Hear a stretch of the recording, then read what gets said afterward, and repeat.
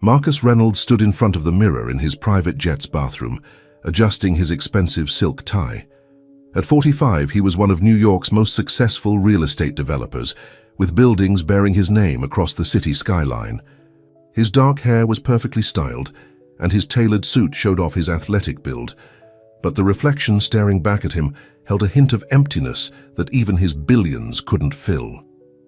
"Sir, we'll be landing at JFK in 20 minutes, his assistant called through the door.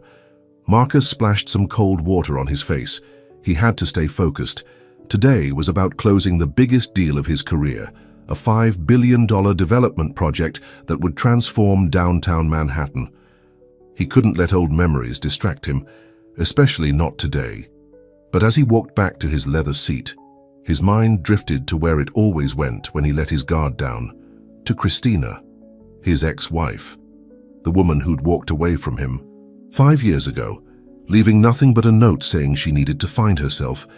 Christina Taylor had been different from anyone else in his world. She was a talented artist who taught art at an inner-city school, with a smile that could light up a room and a heart bigger than all of Manhattan. When they met at a charity gala 7 years ago, she'd been the only person who wasn't impressed by his wealth or status.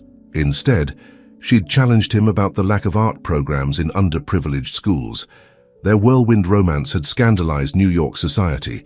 A black teacher from Brooklyn and one of the city's most eligible bachelors. The tabloids had a field day, but Marcus didn't care. For the first time in his life, he'd found someone who saw past his bank account to the man underneath.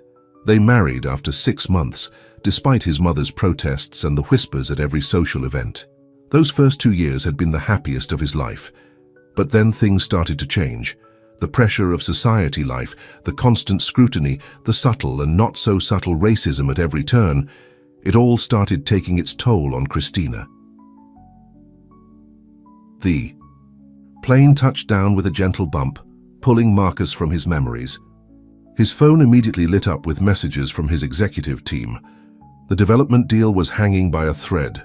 His biggest rival, James Harrison, was trying to swoop in and steal it from under him.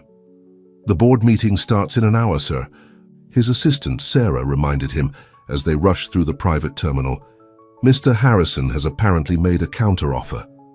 Marcus barely heard her, because there in the main terminal, visible through the glass walls, stood a familiar figure he'd know anywhere. Christina. His heart stopped. She looked even more beautiful than he remembered, her long braids now styled in elegant twists, wearing a simple sundress that showed off her graceful figure. But that wasn't what made his world tilt on its axis. Standing on either side of her, holding her hands, were 2 little boys. They looked about 4 years old, with caramel-colored skin and striking green eyes. Eyes that were identical to his own. His knees went weak as he stared at their faces, seeing his own features reflected back at him. "Sir? Sir, we need to go." "The car is waiting," Sarah urged, pulling at his sleeve, but Marcus couldn't move. His feet felt cemented to the floor as he watched Christina kneel down to help one of the boys tie his shoelace. The other boy was bouncing excitedly, pointing at planes through the window. They were the spitting image of him at that age. The truth hit him like a physical blow. Christina had been pregnant when she left. She'd been carrying his children, his sons, and she'd never told him. "Cancel the meeting," he heard himself say. "But sir, the development deal, cancel everything." His voice was firm, even though his world was spinning. "There's something more important I need to deal with." He started walking toward the main terminal, his heart pounding with each step. Christina stood up, and for a moment their eyes met across the crowded airport. He saw the shock register on her face, followed by fear. She quickly grabbed both boys' hands, turning to hurry them away. "Christina!" he called out, his voice carrying over the airport noise. She froze and slowly turned back to face him. The twins looked up curiously, their green eyes, his eyes, wide with interest, as they studied him. "Hello, Marcus," she said softly, her voice still having the same effect on him after all these years. "Were you ever going to tell me?" he asked, his voice rough with emotion as he looked at the boys. Tears filled her eyes. I wanted to so many times." The boys were watching their exchange with innocent curiosity. One of them tugged on Christina's dress. "Mommy, who's that man?" Marcus felt his heart constrict at being called that man by his own sons he hadn't even known existed until this moment. "We need to talk," he said, his tone leaving no room for argument. "Now." Christina looked around helplessly as if searching for an escape route, but they both knew this conversation was 5 years overdue. "Boys," she said gently, "how would you like to get some ice cream?" The twins' faces lit up, and Marcus felt a fresh wave of pain, realizing he'd missed every smile, every laugh, every milestone of their lives so far. As they walked toward the airport restaurant, Marcus couldn't take his eyes off the boys. They had his height for their age, his nose, even the way one of them furrowed his brow, exactly like Marcus did when he was thinking. "Their names," he said quietly to Christina. "Please, at least tell me their names," she swallowed hard. "Michael and Marcus Jr., she whispered. "But everyone calls them Mike and MJ, Marcus Jr. There was a son out there named after him, and he hadn't known for 4 years. The magnitude of what he'd missed crashed over him like a tidal wave. The boys ran ahead to the ice cream counter, their excited chatter filling the air. Marcus watched them, memorizing every detail of their faces, their movements, their voices. Why? It was all he could manage to ask. Christina's hands trembled as she clutched her purse. "It's complicated, Marcus. I was scared, overwhelmed. Your world was suffocating me, and when I found out I was pregnant with twins, I panicked. So you decided to disappear, to keep my children from me." His voice cracked with emotion. "Do they even know about me?" "They know their daddy is a successful businessman," she said quietly. "They ask about you sometimes. I have pictures. I never wanted them to think they weren't loved." Marcus ran a hand over his face, trying to process everything. "But you didn't think I deserved to know them, to love them in person instead of being some vague story?" Before she could answer, the twins ran back to them, their faces glowing with excitement. "Mommy, they have chocolate chip cookie dough," MJ announced. "And mint chocolate chip," Mike added. Looking at their innocent faces, Marcus made a decision. That would change everything. The development deal, his meetings, his empire, none of it mattered compared to this moment. "Would it be okay if I joined you for ice cream?" he asked, directing the question to both Christina and the boys. The twins looked at their mother questioningly. Christina hesitated for a long moment before nodding slowly. As they sat down with their ice cream, Marcus watched his sons dig into their treats with enthusiasm. He had missed so much, but he silently vowed that would end today. Nothing would keep him from being part of their lives now. "Do you like planes?" he asked them, remembering how one of them had been pointing at the aircraft earlier. "I love them," Mike exclaimed. "I'm going to be a pilot when I grow up." "No way, we're going to build tall buildings," MJ argued. "Like the ones in Manhattan." Marcus felt his throat tighten. His son wanted to follow in his footsteps without even knowing who he was. Christina was watching him carefully, tears glistening in her eyes. She could see the pain and love warring on his face as he interacted with their sons for the first time. The boys chatted happily, unaware of the emotional storm brewing between their parents. They told Marcus about their school, their friends, their favorite games. With each word, each gesture, each laugh, they unknowingly wrapped themselves tighter around their father's heart. Finally, when the ice cream was finished and the boys were busy drawing on the paper placemats with crayons provided by the waitress, Marcus turned to Christina. "We need to figure this out," he said quietly. "I've missed too much already. I want to be their father, really be their father." Christina nodded slowly. She whispered, "I see now that keeping them from you was wrong. I was trying to protect them from the chaos of your world, but they deserve to know their father." Marcus looked at his sons, his beautiful, perfect sons, and made a silent promise. He would find a way to make this work. He would be the father they deserved, even if it meant completely reorganizing his life. The world of billion-dollar deals and corporate takeovers seemed distant and unimportant now. In its place was something far more precious, the chance to know and love his children. The news about Marcus Reynolds' secret twin sons spread through New York's elite circles like wildfire. His mother, Eleanor Reynolds, nearly fainted when she saw the morning newspaper's headline, Real estate tycoon discovers hidden heirs at JFK. Eleanor burst into Marcus's penthouse office, waving the newspaper. Her perfectly styled silver hair and designer suit couldn't hide her agitation. "Why didn't you tell me immediately?" she demanded. "I had to find out about my own grandchildren from page 6. Marcus looked up from his desk, where he'd been staring at a photo of the twins he'd taken at the airport. "I'm still processing it myself, Mother." "Well, we need to handle this properly," Eleanor said, sitting down and pulling out her phone. "I'll call our PR team. We need to control the narrative. And of course, we'll need DNA tests." "Stop." Marcus's voice was firm. "They're mine. One look at them and there's no doubt. They have my eyes, my expressions. They're my sons." "Marcus, darling, I know you're emotional right now, but we need to be practical. That woman is their mother, and her name is Christina."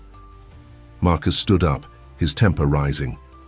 "And she's the woman I was married to. Or did you forget that?" Eleanor flinched. "How could I forget? She abandoned you and apparently took your heirs with her." Before Marcus could respond, his assistant Sarah rushed in. "Sir, Mr. Harrison is on line 1. He's threatening to go public with accusations that you deliberately missed yesterday's meeting to manipulate the stock prices." Marcus loosened his tie. The development deal, he'd completely forgotten about it in the chaos of discovering his sons. $5 billion on the line, and for the first time in his life, business wasn't his first priority. "Tell him I'll call him back," Marcus said, grabbing his jacket. "Where are you going?" Eleanor demanded. "This is a crisis." "No, Mother. This is an opportunity to fix the biggest mistake of my life." Marcus drove his Ferrari through Brooklyn streets, following the address Christina had reluctantly given him yesterday. He pulled up in front of a charming brownstone with flower boxes in the windows. It was a far cry from his Manhattan penthouse, but he could immediately see Christina's artistic touch in the hand-painted welcome sign and the colorful garden. The door opened before he could knock. Christina stood there in jeans and a simple blouse, looking like she hadn't slept. "The boys are at school," she said quietly. "I know. We need to talk. Really talk." She led him into a cozy living room filled with children's artwork and family photos. Marcus's heart clenched as he saw the progression of his sons' lives captured in frames. Their first steps, birthday parties, first day of preschool. All moments he should have been part of. "They're happy, Marcus," Christina said, watching him look at the photos. "They're loved. They have a good life. A life without their father." He turned to face her. "I want to be part of their lives, Christina. I want to know them, love them, support them. I want to be their dad." Tears filled her eyes. "It's not that simple.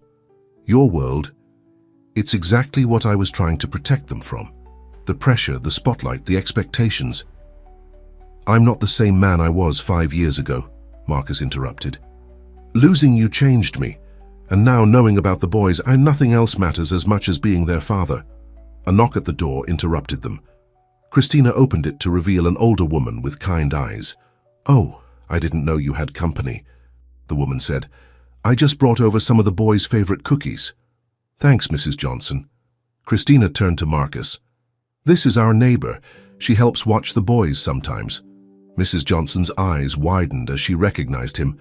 You're their father, aren't you? I saw it in the news this morning. Those boys do have your eyes." Marcus smiled warmly at the woman who'd been part of his sons' lives when he couldn't be. "Thank you for looking after them." After Mrs. Johnson left, Christina sank onto the couch. "See? It's already starting. The attention, the gossip." "We can handle it together," Marcus said, sitting beside her. "Christina, tell me what really made you leave. The whole truth."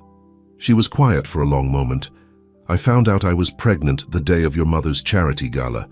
I was going to tell you that night, but then I overheard her talking to her friends. She said she was glad I hadn't gotten pregnant yet because the family wasn't ready for—" Christina's voice cracked.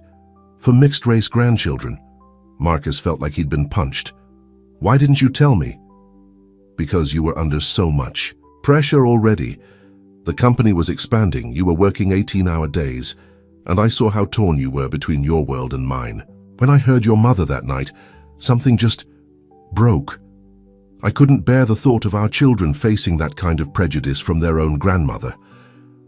So you decided to face everything alone instead? I went to stay with my sister in Atlanta. I was going to tell you, but then the pregnancy got complicated. The doctors put me on bed rest. By the time the boys were born, it just seemed easier to stay away. You had your empire to build. Marcus reached for her hand. No, empire is worth missing my children's lives. I want to make this right, Christina. Not just with the boys, but with you too. Before she could respond, they heard excited voices outside. The front door burst open, and Mike and MJ ran in, followed by a young woman who must be their teacher. Mommy, we learned about dinosaurs today, Mike announced, and I drew a T-Rex, MJ added. Then they noticed Marcus, and both boys fell silent, looking between him and their mother with curious expressions. Hey, you're the man from the airport, MJ said. The one who had ice cream with us. Marcus's heart raced. This was the moment. He looked at Christina, who gave him a small nod. Boys, she said gently, there's something very important Mommy needs to tell you about our friend Marcus. The twins climbed onto the couch between them, their green eyes, his eyes, wide with anticipation. Marcus held his breath, knowing. The next few minutes would change all their lives forever. Christina took both boys' hands in hers. Remember how you always ask about your daddy? About where he is and what he does? The boys nodded eagerly. Well, she continued, her voice trembling slightly, Marcus is your daddy. There was a moment of complete silence. Then Mike turned to, Study Marcus's face carefully. Is that why we have the same eyes? He asked innocently. Marcus felt tears threatening to fall.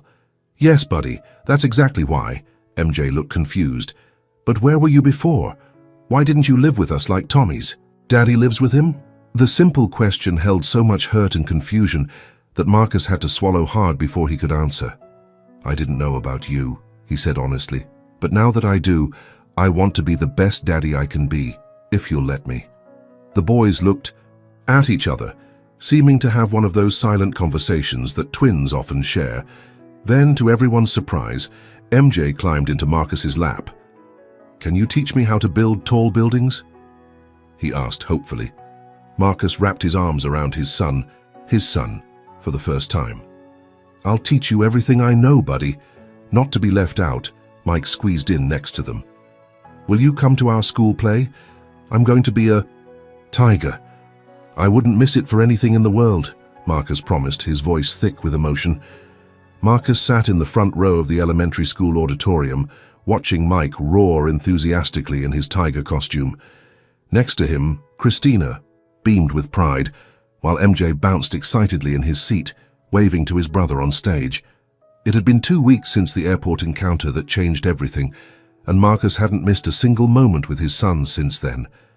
But not everyone was happy about the new family arrangement.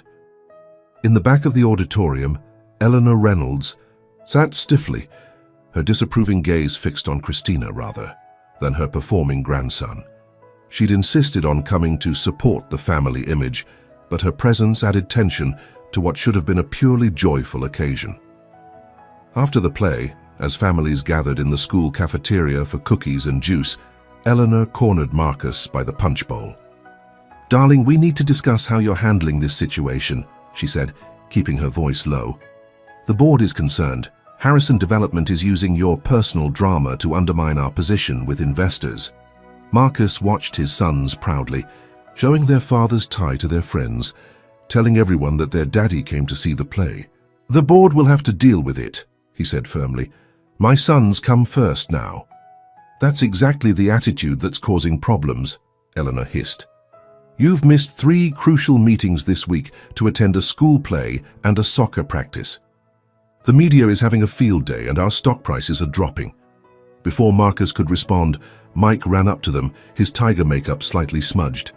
Daddy, did you see when I scared the hunter? Was I a scary tiger? Marcus knelt down to his son's level, straightening the crooked whiskers painted on his face. You were the scariest tiger I've ever seen, buddy.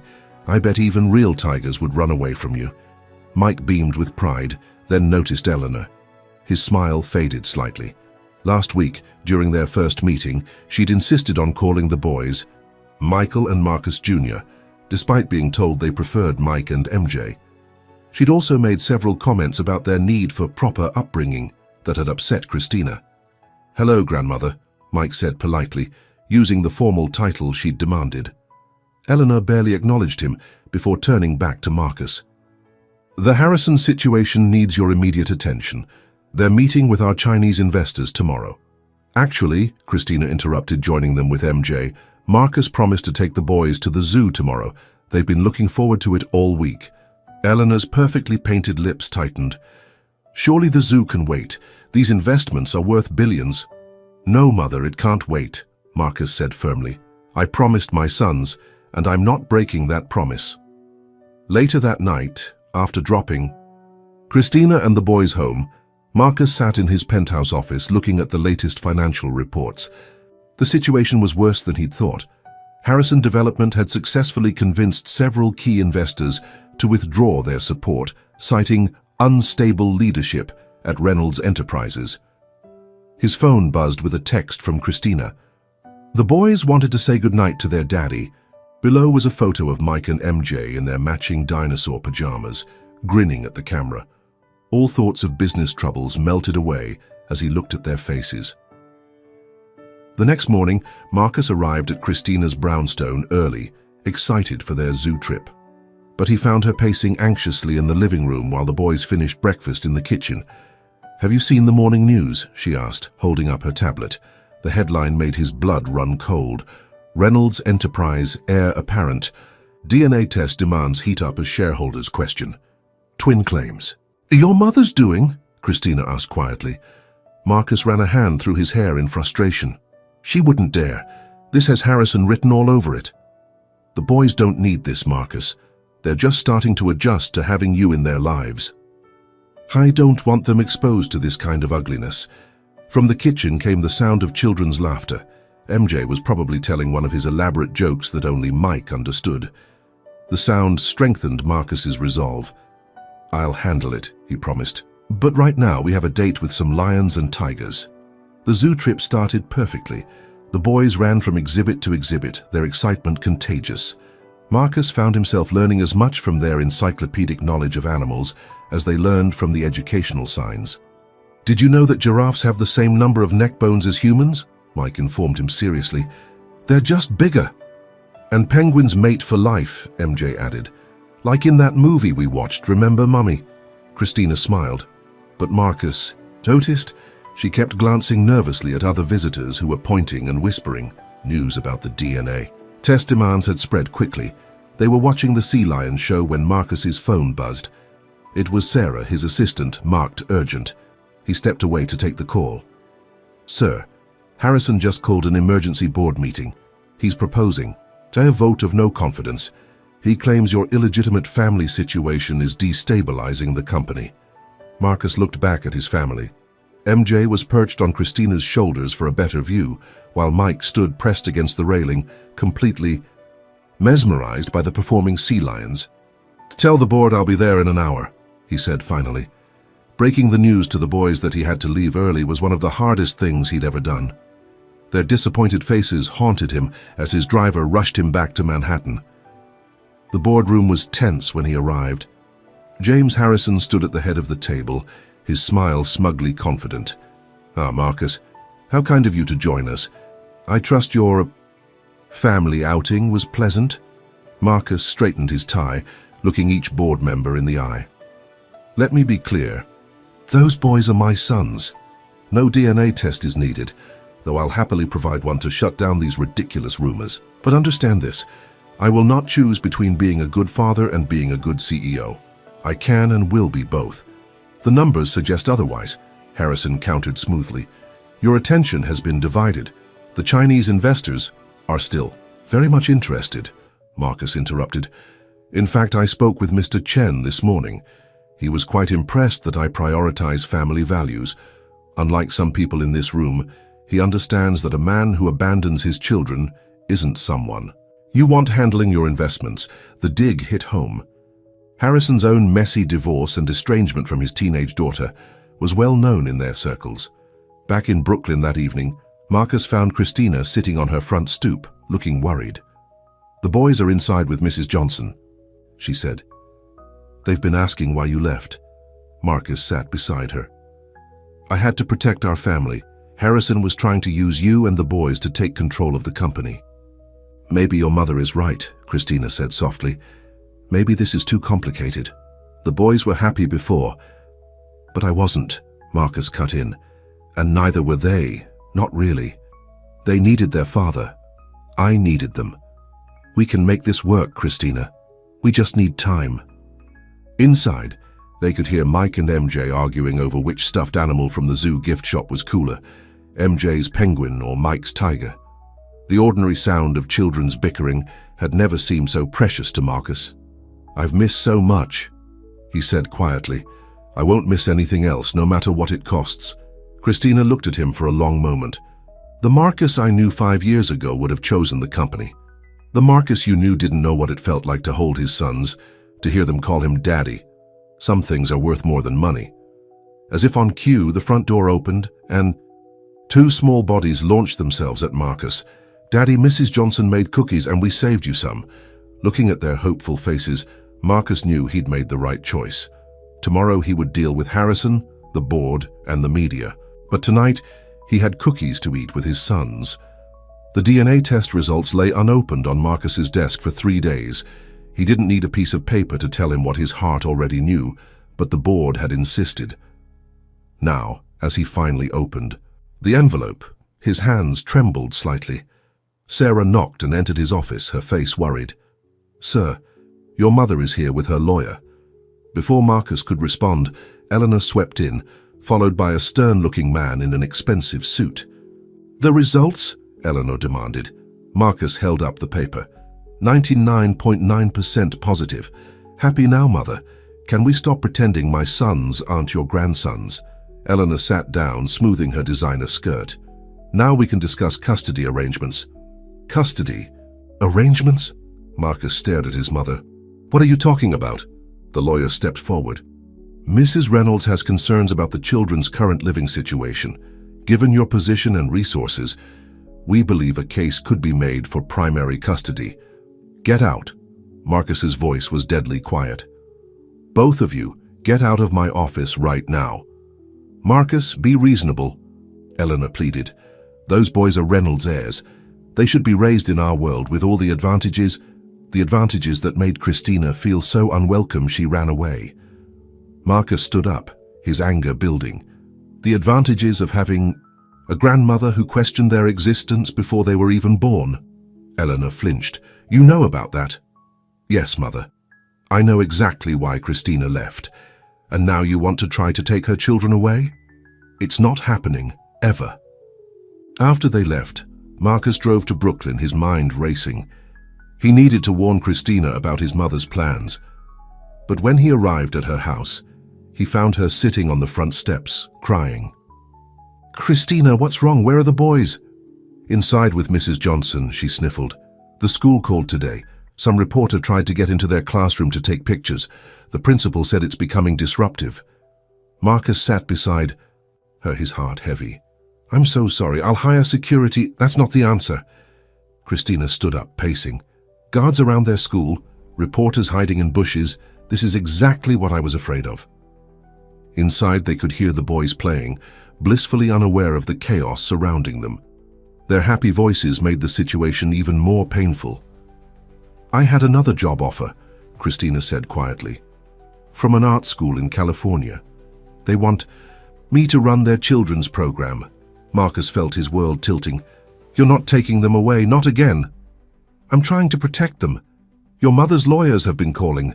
The media won't leave us alone. Every time we go out, people stare and whisper. It's not fair to them. And growing up without their father is fair. Marcus's voice cracked. Christina, please, we can figure this out. I'll step down as CEO if I have to. She looked at him in shock. You'd give up the company? For them? In a heartbeat. He took her hands in his. The boys need both of us. They need their mother's love and their father's protection. Together we're stronger. Before Christina could respond, they heard a crash from inside, followed by crying. They rushed in to find MJ on the floor, holding his arm while Mike hovered anxiously nearby. We were just playing superheroes, Mike explained tearfully. MJ tried to fly from the couch, Christina quickly checked MJ's arm, which was already swelling. "We need to take him to the emergency room." The next few hours were chaos. News of MJ's injury somehow leaked to the press, and by the time they reached the hospital, reporters were already gathering outside. Marcus had to call security to keep them away while doctors examined his son. Sitting in the emergency room, watching MJ get his arm x-rayed, Marcus made a decision. He pulled out his phone and made a call. "Sarah, call an emergency board meeting for tomorrow morning. And get me Robert Chen on the line. Yes, I know what time it is in Beijing. This can't wait." Christina looked at him questioningly as he hung up. "I'm restructuring the company," he explained. "Moving most operations to our West Coast office. The New York headquarters will still run, but I won't need to be there every day." "What are you saying?" "I'm saying that if you take that job in California, we're coming with you, all of us. The boys need a fresh start, away from all this madness. And I need to be where my family is." MJ looked up from the x-ray table, his face brightening despite his pain. "We're moving to California, like where Disneyland is." The doctor chuckled as she finished wrapping his arm in a bright blue cast. "Just a sprain, but he'll need to take it easy for a few weeks." Mike, who hadn't left his twin's side, immediately asked, "Can I sign his cast first?" Later that night, after both boys were finally asleep in their own beds, Marcus and Christina sat in her small kitchen, drinking tea and talking about the future. "Are you sure about this?" Christina asked. "Moving across the country, changing your whole life." "I've never been more sure of anything," Marcus replied, "but I need to know you're sure too, that you won't run again when things get tough." Christina was quiet for a moment. "When I left 5 years ago, I was young and scared. I convinced myself I was protecting our babies, but really I was just running from my own fears. I won't make that mistake again." Marcus reached across the table and took her hand. "Then we'll face whatever comes together, as a family." The next morning, Marcus walked into the board meeting with a confidence he hadn't felt in weeks. James Harrison was there, looking smug as usual. "Gentlemen," Marcus began, "I called this meeting to announce some changes. I'm restructuring the company's operations. I'll be moving to our California office to oversee the West Coast expansion personally." The room erupted in chaos. Harrison jumped to his feet. "This is exactly what I've been warning about. He's abandoning his responsibilities." "No, James," Marcus said calmly. "I'm embracing them.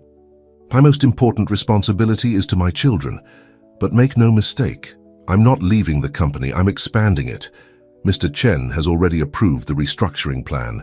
His investment group is actually increasing their stake, impressed by our commitment to both innovation and family values." Eleanor, who had insisted on attending, sat in stunned silence. Finally, she spoke up. "If you do this, if you take my grandsons away—" "They were always your grandsons, Mother. You just couldn't see past your own prejudices to love them. Maybe some distance will help you understand what really matters." That evening, Marcus sat with Mike and MJ in their bedroom, reading their favorite bedtime story. Both boys were excited about the move, already planning their first trip to Disneyland. "Daddy," Mike asked sleepily, "will you still be our daddy in California?" Marcus hugged his son close, his heart aching at the innocent question. "I'll be your daddy forever, no matter where we are. Nothing will ever change that." MJ held up his cast, now covered in signatures. "Look, Daddy signed it biggest of all." Christina appeared in the doorway, smiling at the scene. The past few weeks had been a roller coaster of emotions, but seeing Marcus with their sons made her realize they were making the right choice. Tomorrow they would start planning their move, facing new challenges and adventures. But tonight, in this moment, they were just a family, imperfect healing but together at last. Moving day arrived faster than anyone expected. Christina's brownstone was filled with boxes, and the twins couldn't contain their excitement about flying on their daddy's private plane. But not everyone was celebrating their fresh start. Mrs. Johnson stood in Christina's kitchen, wiping tears as she wrapped one last batch of her famous cookies for the boys. "Who's going to water my flowers when I'm away now? Those boys have been my little helpers for 4 years." Mike and MJ ran in, their shoes untied and their hair messy from playing. When they saw Mrs. Johnson crying, they rushed to hug her. "Don't cry, Mrs. Johnson," MJ said. "Daddy said we can use his computer to talk to you every day, and we'll send you pictures from Disneyland," Mike added, "and the beach." Marcus watched from the doorway, his heart full. In just a few weeks, these boys had changed his life completely. Now they were about to change it again. His phone buzzed. Another message from James Harrison. Since the announcement of the restructuring, Harrison had been trying everything to block the move. His latest trick was questioning the legality of Marcus taking the twins across state lines without a formal custody agreement. "The movers are here," Christina called from the front door. "Boys, go get your backpacks." As the twins thundered up the stairs, Christina noticed Marcus's worried expression. "What's wrong?" "Harrison's lawyers are trying to delay our departure. They're claiming we need court approval since we never formalized custody arrangements." Christina's face fell. "Can they do that?" "They can try." Marcus pulled her close. "But I've got our own lawyers handling it. Nothing is stopping us from giving our boys the fresh start they deserve." Suddenly, they heard a commotion outside. Eleanor Reynolds was getting out of her town car, looking unusually disheveled. "Mother?" Marcus stepped onto the porch. "What are you doing here?" Helena clutched her designer handbag like a shield. "You can't just take them away, they're my only grandchildren." Before Marcus could respond, the twins came barreling down the stairs. "Grandmother," they called out in unison, but stopped short of hugging her, remembering her usual stiff demeanor. To everyone's surprise, Eleanor knelt down, not caring about her expensive silk suit touching the ground. "Michael Marcus Jr., I've been a foolish old woman." The boys looked at each other confused. They'd never seen their grandmother like this. "I was so worried about appearances, about what other people would think, that I forgot what really matters." Eleanor's voice cracked. "You are perfect exactly as you are. You're smart and kind and wonderful, and I've been horrible to you and your mother." Christina stepped forward, putting a protective hand on each boy's shoulder. Eleanor looked up, at her, tears in her eyes. "Christina, I know I can never undo the hurt I caused. My prejudices drove you away, made you feel you had to hide my own grandchildren from us. I don't deserve forgiveness, but please, don't cut me out of their lives completely." Mike, always the more sensitive twin, moved to pat Eleanor's shoulder. "Don't cry, grandmother. We can use Daddy's computer to talk to you too, like Mrs. Johnson." Eleanor pulled both boys into a tight hug, not caring that MJ's cast wrinkled her silk blouse or that Mike's shoes were leaving dirt marks on her skirt. Marcus watched in amazement as his mother, who had never shown such emotion in public, openly cried while holding his sons. "I have a proposal," Eleanor said finally, standing up and trying to compose herself. "The Reynolds summer house in Malibu has been sitting empty for years. Let me sign it over to you, all of you. The boys should have a beach house for their California adventures." Christina started to protest, but Eleanor held up her hand. "Please, let me try to be the grandmother they deserve. Let me be part of their new beginning." Before anyone could respond, a sleek black car pulled up. James Harrison stepped out, waving legal papers. "I have a court order," he announced smugly. "No one is taking these children anywhere until a judge reviews the custody situation." Eleanor spun around, her tears replaced by fury. "James Harrison." "You snake," Harrison faltered, not expecting to see Eleanor there. "Mrs. Reynolds, I thought you'd want to protect your grandchildren's interests." "My grandchildren's interests." Eleanor's voice could have frozen fire. "Let me tell you about their interests. Their interest is in having both their loving parents. Their interest is in escaping vultures like you who want to use them as pawns in your corporate games." She turned to Marcus. "Darling, call the pilot. Tell him to prepare for one more passenger. I'm coming with you to California, just until you're settled. And I'm bringing every social and political connection I have to deal with this situation." Harrison's smug expression crumbled as Eleanor pulled out her phone. "Hello, Judge Matthews. Eleanor Reynolds here. Your wife and I were just discussing your daughter's wedding at the club." "Yes, about that court order your colleague just signed." Within an hour, Harrison's court order was suspended pending review. As the family prepared to leave, the entire neighborhood came out to say goodbye. Mrs. Johnson handed out cookies to everyone, including the movers. Even the reporters who had been camped out nearby were caught up in the emotional farewell. On the private jet, Mike and MJ couldn't contain their excitement, running up and down the aisle until Christina finally got them settled with their tablets. "Look, Daddy," MJ pointed out the window as they took off. "Everything looks so small. Like my old dollhouse," Eleanor added, surprising everyone by playing along. She had removed her designer jacket and was sitting on the floor with the boys, helping them build a Lego castle. Christina watched her former mother-in-law, soon-to-be mother-in-law again, if Marcus's hidden ring box was any indication, actually laughing as Mike's toy plane crashed into the castle. "Sometimes," she whispered to Marcus, "people can surprise you." Marcus squeezed her hand. "Sometimes they just need a reason to change. Our boys seem to have that effect on people." As New York disappeared beneath the clouds, Marcus looked at his family. Christina reading a story to MJ, Mike teaching Eleanor how to play his favorite iPad game, all of them together and happy. 5 years ago, he thought he had lost everything. Now he knew he had everything that truly mattered. The pilot's voice came over the intercom. "Welcome aboard, next stop Los Angeles, International Airport. Weather forecast, sunny skies ahead." Marcus smiled. Sunny skies indeed. Whatever challenges lay ahead, they would face them together. As a family, MJ tugged on his sleeve. "Daddy, when we get to California, can we get a dog?" "A big one," Mike chimed in, "to protect our new beach house." Eleanor looked up from the iPad. "I know an excellent breeder in Beverly Hills." Christina caught Marcus's eye, and they both laughed. Their new life was already beginning, and they hadn't even landed yet. The Malibu beach house took everyone's breath away. Floor-to-ceiling windows offered stunning views of the Pacific Ocean, and the sound of waves filled every room.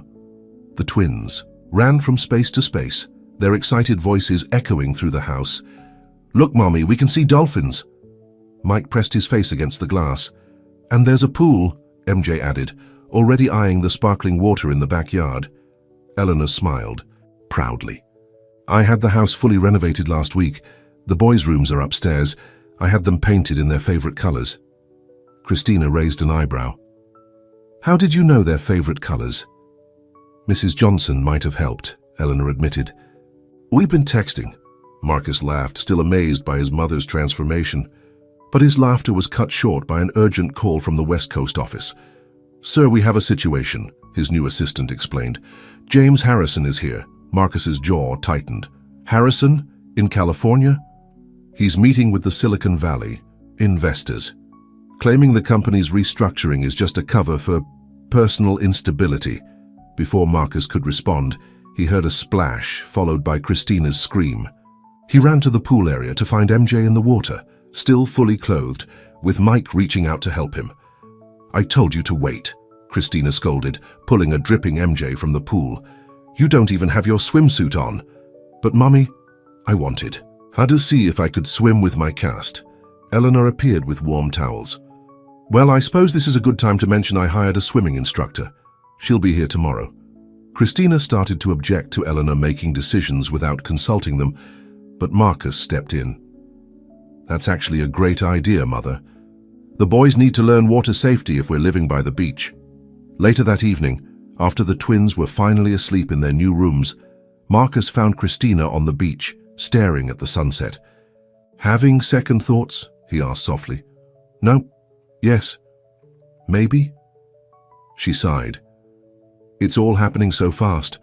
The move, the new job, your mother living next door in the guest house." Eleanor living in the guest house was definitely not part of the original plan, Marcus agreed with a chuckle. "But she's really trying," Christina admitted. "Did you see her playing in the sand with the boys in her designer sundress?" Their conversation was interrupted by Eleanor calling from the deck. "You might want to see this." They rushed inside to find breaking news on the TV. James Harrison was giving a press conference outside the Silicon Valley office. "Reynolds Enterprises is in crisis," Harrison was saying. "Marcus Reynolds has abandoned his responsibilities, moving across the country on a whim. Our investors deserve stable leadership." Marcus reached for his phone, but Eleanor stopped him. "Allow me," she said, her voice steely. She dialed a number. "Robert, Eleanor Reynolds. Yes, I saw Harrison's little performance." "No, darling. Let me tell you what's really happening." Within an hour, Robert Chen himself released a statement fully supporting Marcus's leadership and announcing an additional billion-dollar investment in Reynolds Enterprises' West Coast expansion. "Mother," Marcus said, impressed, "remind me never to underestimate you." Eleanor waved her hand dismissively. "I've been managing corporate politics since before you were born, darling. Now, about the boys' school." The next morning brought the swimming instructor, a former Olympic athlete named Sofia Rodriguez. The twins were instantly smitten with her gentle approach and patient teaching style. "Remember," Sofia explained, helping Mike float on his back, "the water is your friend. You just need to learn to trust it." Christina watched from a beach chair, working on lesson plans for her new job at the art school. The position started in 2 weeks, and she was both excited and nervous. A commotion from the beach drew their attention. 2 large dogs, a golden retriever and a German shepherd, came bounding across the sand, followed by a handsome man in his 40s. "Zeus! Apollo, come back here!" The dogs ran straight to the pool area where the twins squealed in delight. "I'm so sorry," the man said, finally catching up. "They usually behave better than this." Eleanor emerged from the guest house, and her eyes widened slightly. "Thomas Blake, is that you?" The man looked surprised. "Eleanor? I had no idea you were in Malibu." "You two know each other?" Marcus asked. "Thomas is one of California's top pediatricians," Eleanor explained, "and a longtime family friend. His father and your father were college roommates. The twins were already playing with the dogs, their swimming lesson forgotten." "Can we keep them?" MJ begged. "Those are Dr. Blake's dogs," Christina explained. "Actually," Thomas said, "I've been looking for a good home for them. I'm moving to a smaller place and they need more space." The boys turned to their parents with pleading eyes. "We did promise them a dog," Marcus reminded Christina. "And now they'd have 2, Mike added hopefully. Sophia laughed. "Well, my lesson time is almost up anyway. Same time tomorrow?" As the swimming instructor left, Thomas stayed to help the boys learn basic commands for Zeus and Apollo. Eleanor watched with an oddly knowing smile. "Thomas is single, you know," she mentioned casually to Christina, "and he's excellent with children." Christina's eyes widened. "Eleanor, Marcus and I are—" "Oh, I know, darling, I wasn't thinking of you." Eleanor's gaze drifted to Sophia's retreating figure. "I just think everyone deserves a chance at happiness." That night, as the family sat on the beach watching the sunset, the twins curled up with their new dogs, Marcus felt a deep sense of peace. The corporate drama seemed distant compared to the joy of watching his sons experience their new life. "Daddy," Mike said sleepily, "is this our happy ending?" Marcus pulled his son closer. "No, buddy. This is our happy beginning." But life had other plans. As they headed back to the house, Marcus's phone buzzed with a message that would shake their newfound peace. DNA test results might have been tampered with. Harrison demanding new tests. Court hearing scheduled. Marcus looked at his family. Christina helping MJ collect seashells. Mike racing Apollo across the sand. Eleanor teaching the boys the names of the constellations appearing in the darkening sky. He wouldn't let anyone threaten their happiness. Not Harrison, not the courts, not anyone. The waves crashed against the shore, a constant reminder that life, like the ocean, was full of ups and downs. But with love and determination, they would weather any storm that came their way. The morning started like any other in their new Malibu life. Christina was helping the twins get ready for their first day at their new school, while Zeus and Apollo waited patiently by the door. But the peace was shattered when Marcus's lawyer, David Cohen, arrived unannounced. "Harrison's team found something," David said grimly, spreading documents across the kitchen island. "They're claiming they have evidence the original DNA test was compromised." Marcus felt his blood run cold. "That's impossible. I was there when the samples were taken. They're saying someone at the lab was bribed." David looked uncomfortable. "They're also suggesting Christina might have engineered the results. That's ridiculous." Eleanor burst in from the guest house, still in her silk robe. "I was there too. Everything was properly documented." Christina sat heavily on a nearby chair, her face pale. "They're never going to leave us alone, are they?" Before anyone could respond, they heard the twins coming down the stairs in their new school uniforms, chattering excitedly about their first day. "Daddy, look, we match!" Mike twirled to show off his blazer. "And I fixed my tie all by myself," MJ added proudly, though his tie was notably crooked. Marcus quickly gathered the legal documents, hiding them from the boy's view. "You both look very handsome. Ready for your first day?" As Christina drove the twins to school, Marcus and David strategized in the home office. Eleanor paced nearby, making calls to her extensive network of connections. "We need to get ahead of this," David advised. "Harrison's team is pushing for an emergency hearing. They're claiming the children should be returned to New York pending a new investigation." "Returned?" Marcus's voice shook with anger. "They're not property to be returned. They're my sons." "Of course they are," Eleanor said firmly. "Anyone with eyes can see that. But we need to be strategic." She turned to David. "What about Judge Williams? She owes me a favor after that charity gala last year." But their planning was interrupted by an urgent call from Christina.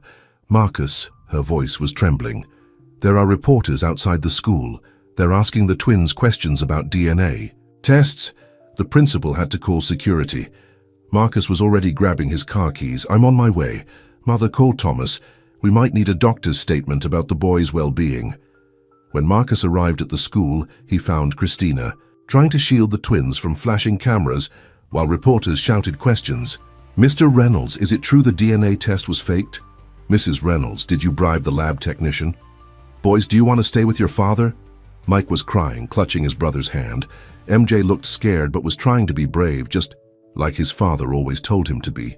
Suddenly, a familiar voice cut through the chaos. "Enough!"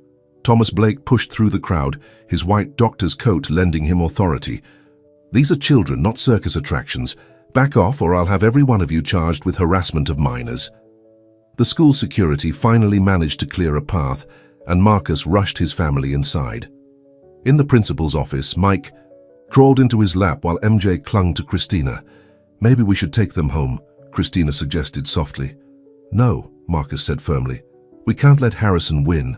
We can't let him disrupt their lives." Thomas, who had followed them in, knelt before the twins. "Hey guys, remember what we learned about being brave with Zeus and Apollo? Sometimes scary things happen, but we face them together." The boys nodded, wiping their tears. "Tell you what," Thomas continued. "Why don't I walk you to your classroom? I heard there's a class pet, a rabbit named Snowball." The mention of the rabbit perked the twins up immediately. As Thomas led them out, Eleanor arrived, looking fierce.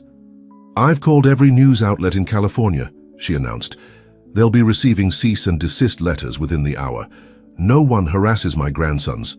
The principal, Dr. Martinez, cleared her throat. "Mr. and Mrs. Reynolds, I want you to know we take our students' safety very seriously. We'll be increasing security and implementing a strict no-media policy." Later that afternoon, as the family gathered at home trying to process the day's events, Sophia arrived for the twins' swimming lesson. "I saw the news," she said sympathetically.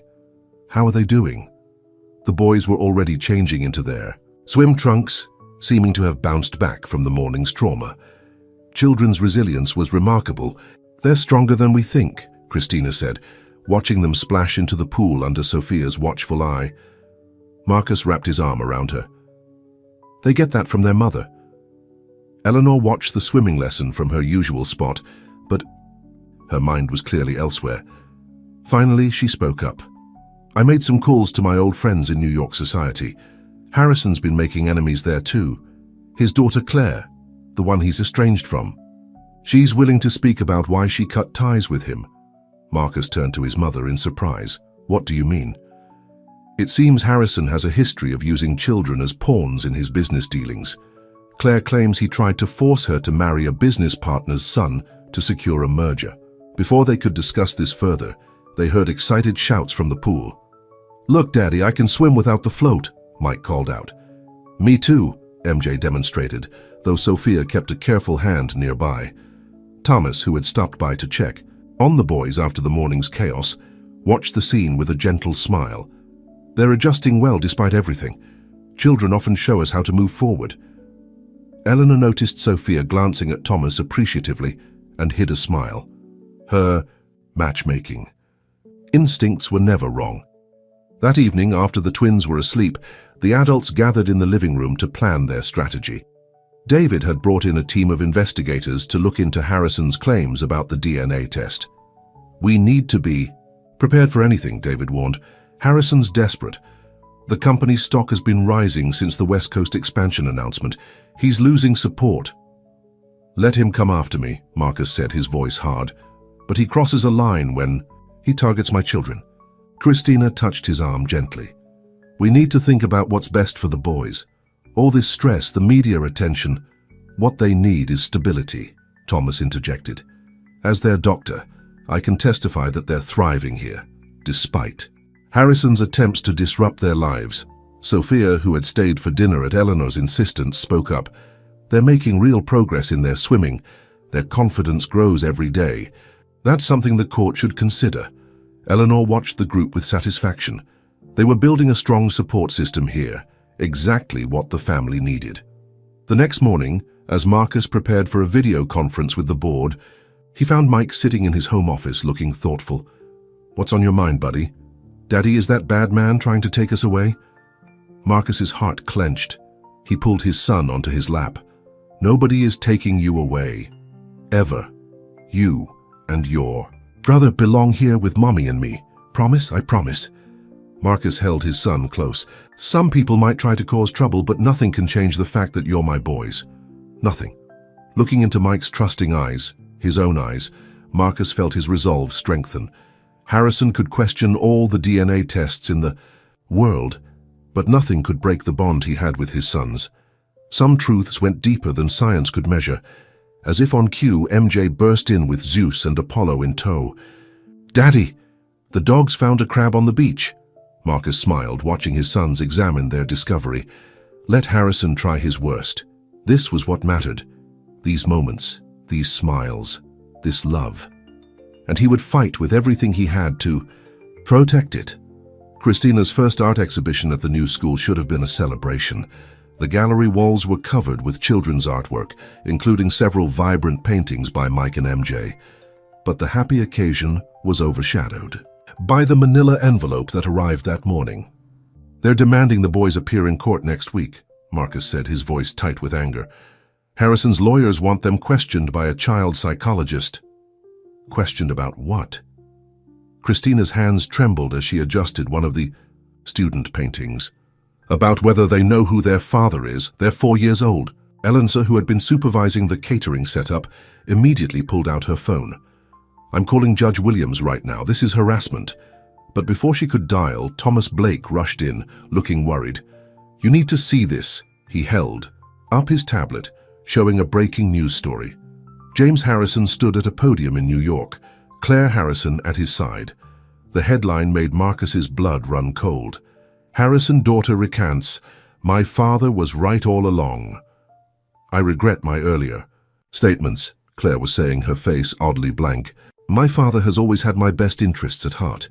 His concerns about the Reynolds children are legitimate. Eleanor's eyes narrowed. Something's not right. Last week, she was ready to testify against him. Money talks, Thomas said grimly. My colleague at the hospital knows Claire's husband. Apparently, Harrison threatened to expose some gambling debts if they didn't cooperate. The gallery was starting to fill with parents and students. Mike and MJ ran in, excited to show off their artwork to their father. Daddy, look, I painted our beach. Mike pointed to a swirl of blues and yellows. And I painted Zeus and Apollo, MJ added proudly, indicating a painting where the dogs looked more like friendly bears. Marcus forced a smile, trying to hide his worry. They're beautiful boys. You're both very talented, just like your mother. Sophia arrived then, having come straight from teaching swimming lessons at another client's house. She was becoming a close family friend, especially since she and Thomas had started dating. The boys' paintings are wonderful, she said, then lowered her voice. I heard about the court summons. How can they do this to children? Before anyone could respond, a commotion erupted at the gallery entrance. James Harrison himself walked in, flanked by lawyers. What a charming exhibition, he said smoothly, though perhaps a bit simple for the heirs to the Reynolds fortune. Marcus stepped forward, but Christina reached Harrison first. Get out, she said, her voice shaking with fury. You have no right to be here. Actually, I do. Harrison smiled coldly.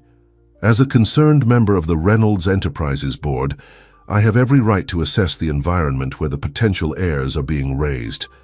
The twins, sensing the tension, moved closer to their parents. Harrison's eyes fixed on them, studying their features with calculating interest. Remarkable resemblance, he mused. Almost too perfect, one might say. Makes one wonder about the authenticity. That's enough. Thomas stepped forward, his usual gentle demeanor replaced by professional authority. As these children's doctor, I'm officially stating that your presence is causing them distress. Leave now or I'll call the police. Harrison held up his hands in mock surrender. No need for threats, I merely wanted to see for myself. He looked directly at Marcus. The board meeting next week should be interesting, especially when I present my evidence about the original DNA testing facility.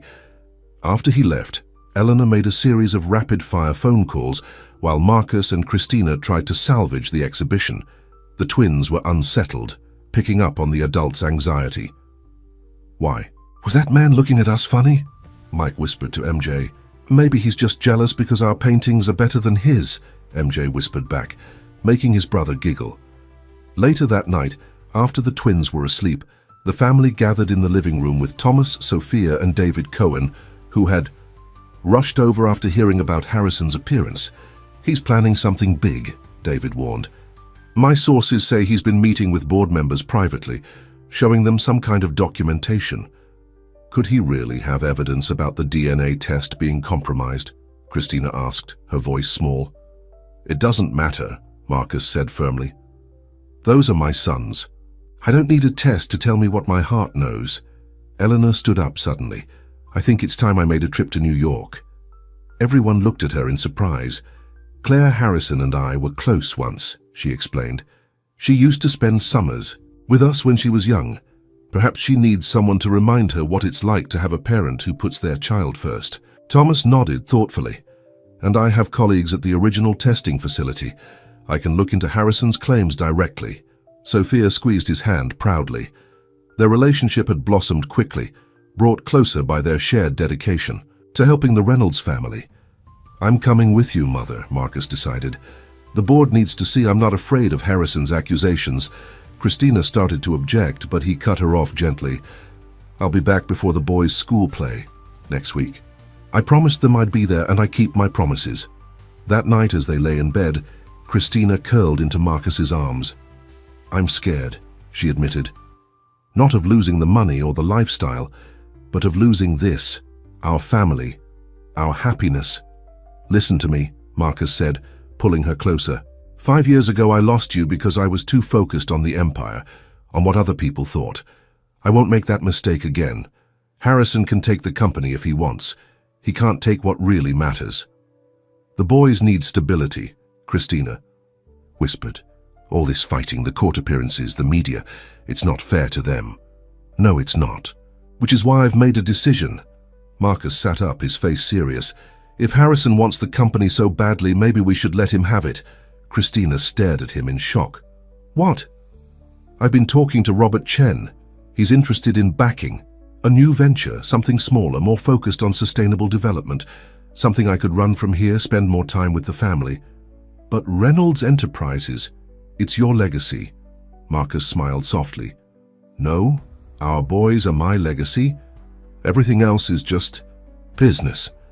The next morning, as Marcus packed for New York, the twins helped in their own way, adding their favorite stuffed animals to his suitcase.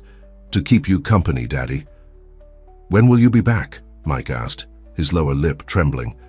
Very soon, Marcus promised. Just in time to see you be the best tree in the school play. I'm not a tree anymore, Mike giggled. Ms. Rodriguez said I can be a superhero. Even better. Marcus scooped both boys into a tight hug, breathing in their familiar scent, memorizing their laughter. As his private jet took off, Marcus watched the Malibu coastline disappear beneath the clouds. Eleanor sat across from him, already planning their strategy. Claire will listen to reason, she said confidently. She just needs to remember who she really is. Marcus nodded, but his mind was on the family he was leaving behind. Christina would be starting her first full week of teaching. The boys had swimming lessons with Sophia. Thomas was taking them to the zoo on Saturday. His phone buzzed with a message from Christina. A photo of the twins at breakfast, both giving thumbs up to the camera. The caption read, "We love you, Daddy. Show that mean man who's boss." Marcus smiled, feeling his determination strengthen. Harrison had no idea what he was up against, because this wasn't just about business anymore. This was about family, and Marcus Reynolds would move heaven and earth to protect his. The New York boardroom felt cold and unfamiliar after weeks in sunny California. Marcus sat at the head of the table, Eleanor beside him, as James Harrison made his presentation to the board. "These documents prove the DNA testing facility was compromised," Harrison declared, passing out folders. "Someone paid the technician to falsify results, and I think we all know who had the most to gain." Before Marcus could respond, the boardroom doors burst open. Claire Harrison stood there, her face pale but determined. Behind her was Thomas Blake, who had flown in the night before. "That's a lie," Claire announced, "and I can't be part of it anymore." James Harrison's face darkened. "Claire, remember our discussion about how you'd ruin David's career if I didn't help you?" Claire's voice shook. "I remember, Father. Just like I remember when you tried to force me to marry someone to help your business. You haven't changed at all." Thomas stepped forward, holding up a file. "I spoke with the testing facility's director. Personally, the technician Harrison claims was bribed. She's been on maternity leave since before the tests were conducted. She wasn't even in the building." Eleanor smiled triumphantly. "Did you really think we wouldn't investigate your claims, James?" But Harrison wasn't finished. He pulled out one last document, then explained this. A private investigator found evidence that Christina Thompson was seen entering another DNA testing facility 2 weeks before the official test. Marcus felt his world tilt. He looked at Thomas, who nodded slightly. "Yes, Christina went to another facility," Thomas confirmed, "because she wanted to be absolutely certain before the official test. She was protecting the boys from exactly this kind of situation. Back in Malibu, Christina was trying to focus on preparing the twins for their school play that evening. Mike was practicing his superhero poses while MJ struggled with his cape. "When is Daddy coming home?" Mike asked for the 100th time. "He promised he'd be here," Christina assured him, though her own heart was anxious. She hadn't heard from Marcus since he texted that he was heading into the board meeting. Sophia arrived to help with the costumes, bringing a surprise visitor, Mrs. Johnson from Brooklyn. "Mrs. Johnson!" the twins screamed in unison, running to hug their former neighbor. "I couldn't miss my favorite superheroes in their big play," Mrs. Johnson laughed. "Your grandmother arranged everything." The boys dragged Mrs. Johnson to see their new rooms, their artwork, and of course, Zeus and Apollo. Christina used the moment to check her phone again. Still no message from Marcus. "He'll be here," Sophia said softly. "He's never broken a promise to them." In New York, the board meeting had devolved into chaos. Harrison was shouting about company, stability, while Claire was revealing years of his manipulative business tactics. "Enough," Marcus's voice cut through the noise. "This ends now." He stood up, looking each board member in the eye. "Yes, I moved to California to be with my family. Yes, I chose my sons over sitting in this boardroom every day, and I'd do it again in a heartbeat." He pulled out his own stack of documents. "Here's what Harrison doesn't want you to see. Since our West Coast expansion, our stock has risen 15%. Our new sustainable development projects have attracted billions in foreign investment, and our employee satisfaction rates are at an all-time high. But more importantly," he continued, his voice softening, "I found something worth more than all of this. I found my sons, I found love, I found what really matters." He turned to Harrison. "You can have it." The room fell silent. "What?" Harrison stammered. "The company. My shares. You can have it all, with conditions. First, you sign an ironclad agreement never to contest my children's paternity again. Second, you publicly apologize to Christina and the boys for the harassment. And third, you make things right with your own daughter." Harrison's face turned red. "You can't be serious. You'd give up everything?" "No," Marcus smiled. "I'm keeping everything that matters. The rest is just business." Eleanor stood up. "I second my son's offer. The Reynolds family shares, combined with Robert Chen's proxy, represent a controlling interest. Do you accept, James?" Before Harrison could respond, Marcus's phone buzzed. A message from Christina. "The play starts in an hour. The boys keep asking for their daddy." Marcus looked at his mother. "Handle the paperwork. I have a promise to keep." His private jet broke several speed records getting back to California. As he rushed into the school auditorium, he could hear the principal making opening announcements. Christina was waiting in the hallway, pacing nervously. When she saw him, her eyes filled with tears. "You made it." "Wild horses couldn't keep me away," he pulled her close. "It's over. Harrison can't hurt us anymore. The company doesn't matter." He kissed her softly. "I have everything I need. Right here." The classroom door opened and Mike peeked out in his superhero costume. His face lit up. "Daddy!" MJ appeared beside his brother, cape askew. "You came!" Marcus knelt down, straightening MJ's cape and adjusting Mike's mask. "Of course I came, I promised, didn't I?" The play was, in Marcus's completely unbiased opinion, the greatest theatrical performance in history. Mike saved the day with his superhero powers, while MJ, as his trusty sidekick, helped defeat the evil vegetables who didn't want kids to eat their dessert. The audience was full of their new California family, Sophia and Thomas holding hands, Mrs. Johnson wiping proud tears, Eleanor beaming from the front row. Even Robert Chen had flown in to show his support. After the play, as the twins excitedly recounted every moment to anyone who would listen, Marcus pulled Christina aside. "There's something I've been wanting to ask you," he began, reaching into his pocket. "5 years ago, I lost you because I forgot what was really important. I won't make that mistake again." He knelt down, holding out a ring. "Christina Thompson, will you marry me again?" The twins, noticing what was happening, ran over. "Say yes, Mommy," Mike bounced excitedly. "We can be ring bearers," MJ added. Christina looked at her family, the man she'd never stopped loving, the sons who were their greatest blessing, and all the people who had become part of their California dream. "Yes," she whispered. "Yes to everything." As Marcus slipped the ring on her finger, Eleanor discreetly wiped away tears, while Mrs. Johnson openly sobbed. Sophia leaned against Thomas, who was already offering to help plan the beach wedding. The twins hugged their parents' legs, creating a perfect family circle. Zeus and Apollo, who had been waiting in Eleanor's car, were brought in to join the celebration, their tails wagging with joy. "Are you sad about the company, Daddy?" Mike asked perceptively.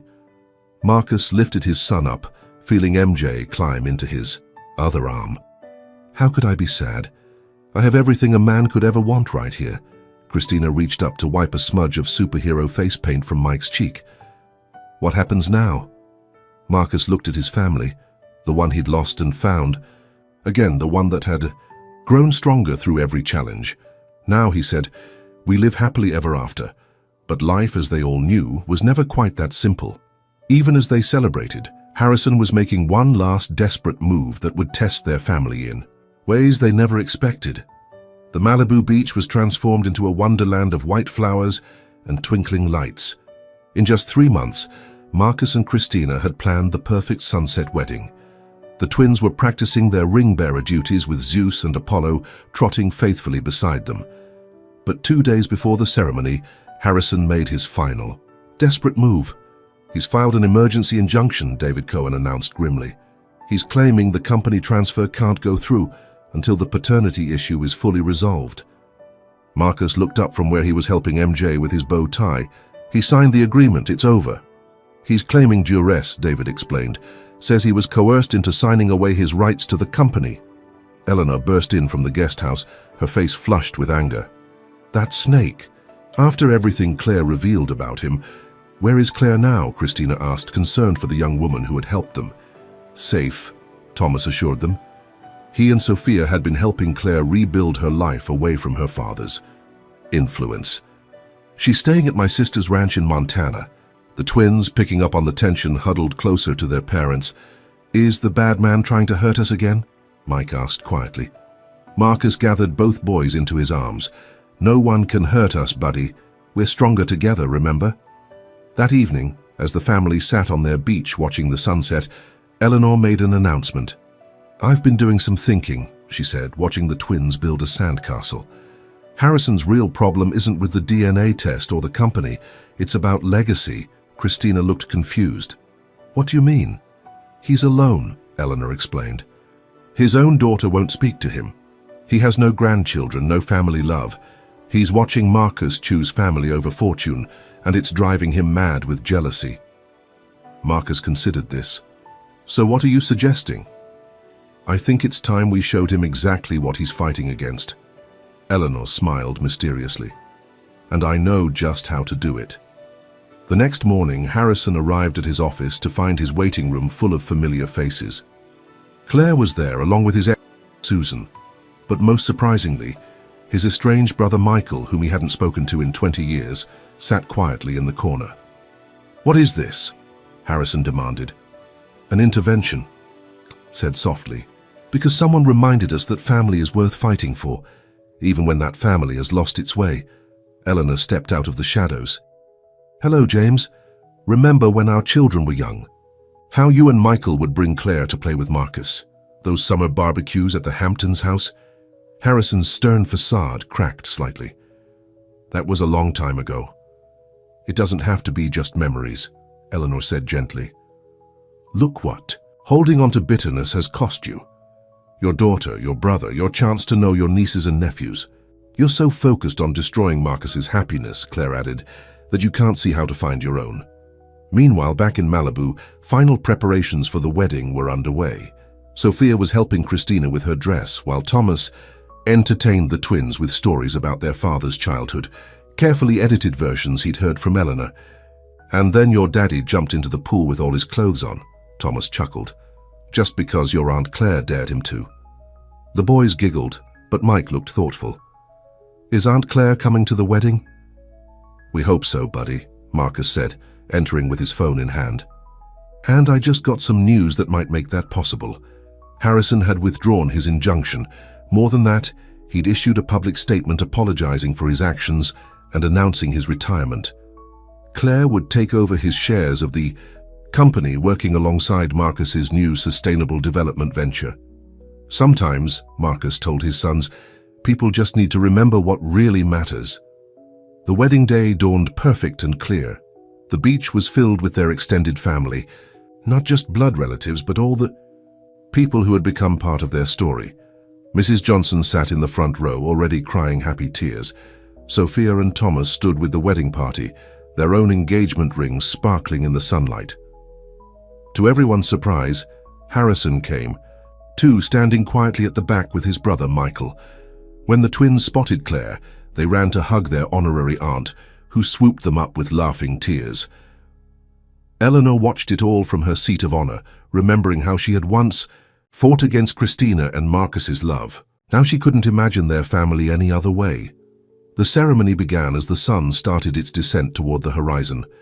Mike and MJ walked carefully down the sandy aisle, Zeus and Apollo padding regally beside them, all four taking their bearer duties very seriously. Christina appeared like a vision in her simple white dress, but Marcus couldn't take his eyes off her face. The same face he'd fallen in love with all those years ago, now even more beautiful for all they'd been through together. Dearly beloved, the minister began, but had to pause as MJ loudly whispered, "That's our mommy and daddy," causing everyone to laugh. The vows they exchanged were simple but profound. "Christina," Marcus said, his voice thick with emotion, "5 years ago, I lost sight of what mattered most. But fate gave us a second chance, and I promise to spend every day showing you and our boys how precious you are to me." Christina wiped away tears. "Marcus, you found us when we needed you most. You chose love over everything else. You've shown our sons what it means to be a real father, a real man. I promise to love you more each day." The twins insisted on adding their own promises. "I promise to clean my room," Mike announced solemnly. "Most days," MJ added, making the guests chuckle. As the minister pronounced them husband and wife, the setting sun painted the sky in brilliant golds and pinks. Marcus kissed his bride while their sons cheered and the dogs barked their approval. At the reception, Eleanor clinked her glass for a toast. "To second chances," she said, looking meaningfully at Harrison, who nodded slightly, "and to the love that gives us courage to change." Later, As music played and people danced on the beach, Marcus held his family close. The twins were sleepy, but fighting to stay awake, not wanting to miss a moment of the celebration. "Are you happy, Daddy?" Mike asked, yawning. Marcus looked at his sons, at his beautiful wife, at all the people who had become part of their journey. He remembered that moment in the airport when he first saw his boys, how his world had changed in an instant. "I've never been happier, buddy," he said truthfully. Christina leaned against him, watching as Thomas twirled Sophia across the dance floor, as Claire laughed at something her father said, as Eleanor taught the twins a silly dance move. "You know," she said softly, "when I left 5 years ago, I thought I was running away from something. But maybe I was running toward this moment, this perfect future." "No more running," Marcus promised, kissing her tenderly. "No," Christina agreed. "We're home." The party continued under the stars, but Marcus and Christina slipped away to walk along the water's edge with their sons. Zeus and Apollo romped in the surf, while the twins collected seashells by moonlight. This was their happily ever after, not perfect but real, built on love, strengthened by challenges, and made complete by two little boys with their father's eyes and their mother's heart. As they walked back toward the lights and music, Mike asked, "Daddy, are we rich now?" Marcus lifted his son onto his shoulders while Christina carried a sleepy MJ. "Buddy, we've been rich all along. Some things are worth more than money, like love." MJ mumbled against his mother's neck. "Exactly like love," Christina answered, squeezing Marcus's hand. And there, on their beautiful beach, with their children in their arms and their future bright before them, Marcus and Christina knew that every trial, every tear, every moment of their journey had led them exactly where they were meant to be. Together, a family, forever.